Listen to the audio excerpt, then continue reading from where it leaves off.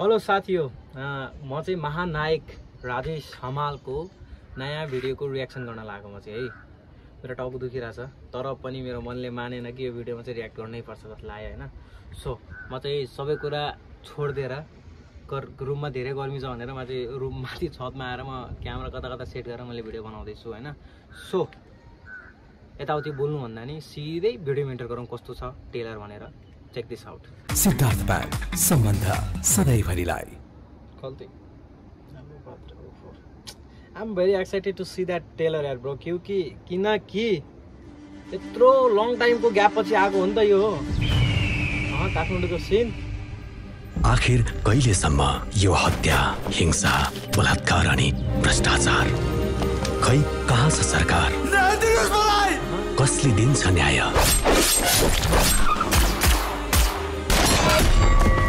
त्यही न्याय दिने अनि मेरो देश बनाउने एउटा मानिस खोजिरहेछु। एक्सन त क्रुसल छ। महानायक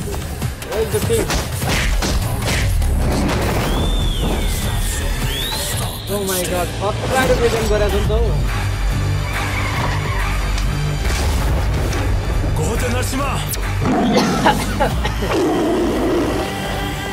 जब मान्छे बेसहारा हुन्छ नि उसको एउटा मात्रै सहारा हुन्छ र त्यही सहाराको नाम हो नरसिंह।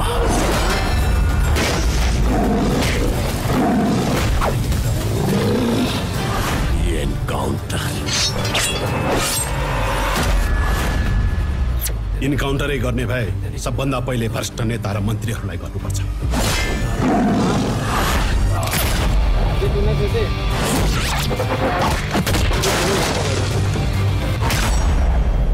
कोही मान्छे यति धेरै खास हुन्छन् जसलाई सास र अन्जेलसम्म नि बिर्सिन सकिन्।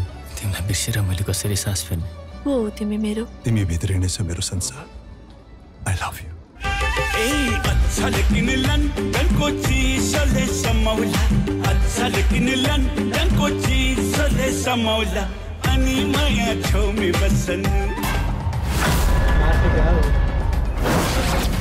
जब राज्य प्रणालीमै भ्रष्ट र माफिया हुन्छ त्यसको शिकार साधारण सामान्य इमानदार नागरिक हुन्छ।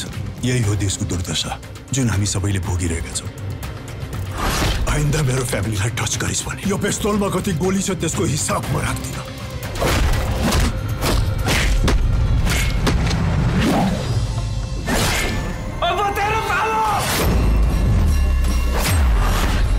हातबाट पावर खुस्किनु भनेको शरीरबाट सास फुस्किनु जस्तै हो।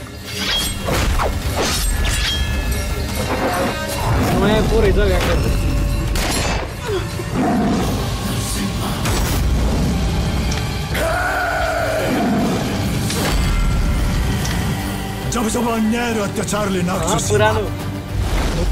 गाउँदेखि सहरसम्म, सडकदेखि सिमानामा भनेर देवतादेखि खलनायकसम्म पापी र भ्रष्टहरूलाई अन्त्य गर्न आइरहनेछु। युगदेखि युगसम्म।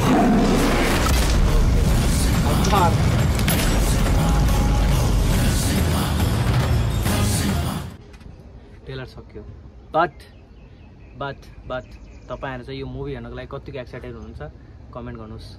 र मुभी अहिले प्रेडिक्ट गर्न त मिल्दैन कस्तो होला के होला हैन। अब त्यो चाहिँ पछि आयो भने थाहा हुने कुरा हो। तर आई गेस मुभी बवाल चल्छ किनकि Rajesh Hamal is there bro. After long time, धेरै वर्षपछि उहाँले चाहिँ आई थिङ्क त्यो ग्याप चाहिँ मलाई थाहा भएन तर धेरै वर्षपछि उहाँले एउटा फेरि नयाँ फिल्ममा फिचर गर्नुभएको होइन। सो भिडियो चाहिँ मुभी चाहिँ मस्त होला जस्तो। तपाईँहरू चाहिँ अब अनि त्यहाँ फ्यामिली ड्रामा समथिङ, अब लभ स्टोरी, एक्सन खतरनाक छ होइन। अनि त्यसपछि पहिलाको डायलग थियो नि, यो हात साथीको लागि हात सलाम, दुश्मनको लागि हात फलाम भनेर टाइपको डायलगहरू सुन्न सक्नुहुन्छ तपाईँले किनकि Rajesh Hamal is there bro.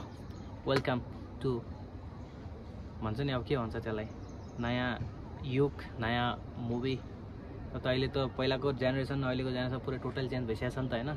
So आगामी दिनहरू आउने फिल्म चाहिँ राम्रो होस्, यो फिल्म पनि बवाल होस् र यति भन्दै अहिलेको लागि बाबाई, अर्को भिडियो मिलौँला।